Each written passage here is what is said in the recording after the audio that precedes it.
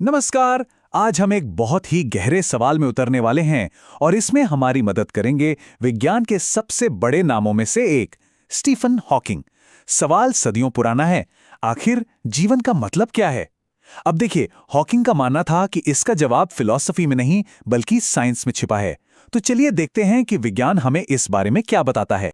ये एक ऐसा सवाल है जो हम सब ने कभी ना कभी शायद रात में तारों को देखते हुए खुद से जरूर पूछा होगा कि इस इतने बड़े, इतने अनंत ब्रह्मांड में क्या हमारे होने का कोई खास मकसद है।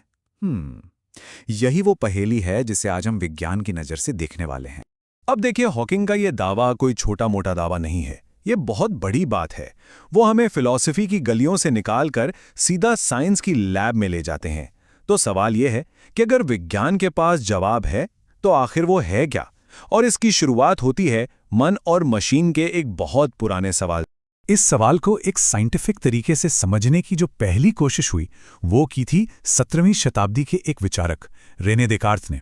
असल में वो पहले इंसान थे जिन्होंने इंसानी अनुभव को, मतलब हमारे होने को, एक मशीन की तरह देखने की हिम्मत की थी। देकार्त ने एक थ्योरी दी जिसे कहते हैं डुअलिज्म या द्वैतवाद। उनका कहना था कि हमारा जो शरीर है वो एक बायोलॉजिकल मशीन जैसा है जो फिजिक्स के नियमों पर चलता है, लेकिन हमारा मन, हमारी सोच, हमारी चेतना वो कुछ अलग है।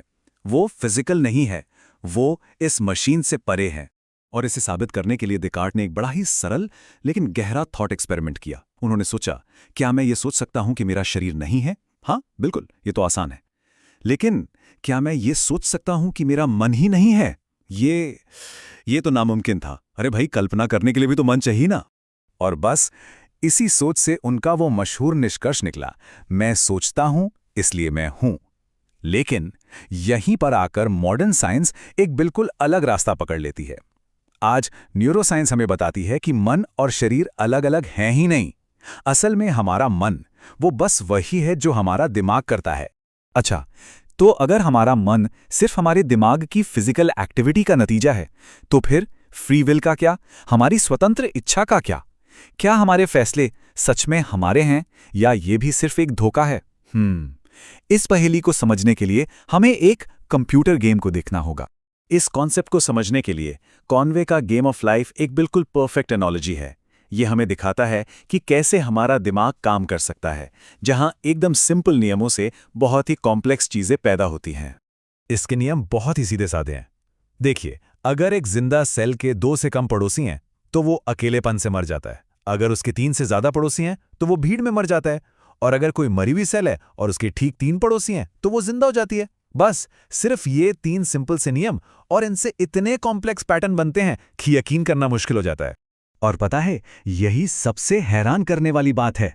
ये सिमुलेशन दिखाता है कि शायद हमारी चेतना, हमारे विचार, ये सब भी कुछ ऐसे ही हैं।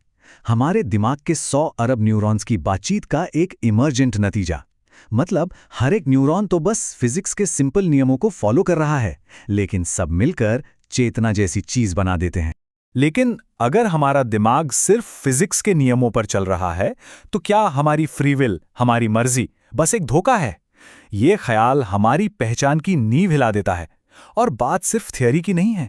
वैज्ञानिकों ने ऐसे एक्सपेरिमेंट्स किए हैं जहां दिमाग के एक खास हिस्से को स्टिमुलेट करने से इंसान में कुछ करने की इच्छा पैदा हो जाती है और उसे लगता है कि यह फैसला उसने खुद लिया है।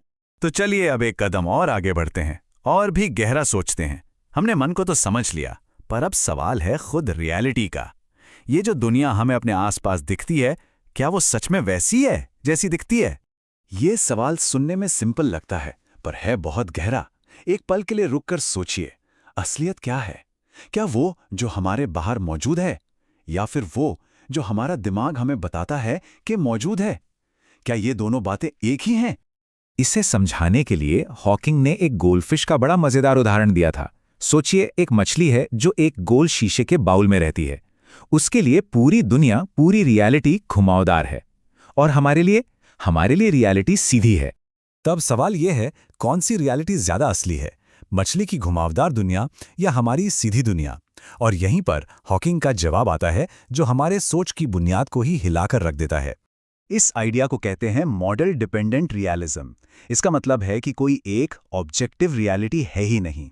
बल्कि हम सब अपने सेंसरी डेटा के आधार पर रियलिटी का एक दिमागी मॉडल बनाते हैं, और वही मॉडल हमारी रियलिटी है। हमारा दिमाग सिर्फ सच्चाई को देखता नहीं, वो उसे बनाता है। जैसे हमारी आंखों में एक ब्लाइंड स्पॉट होता है, पर हमें दुनिया में कोई छेद नहीं दिखता, क्योंकि हमारा दिमाग उस गैप को भर देता है।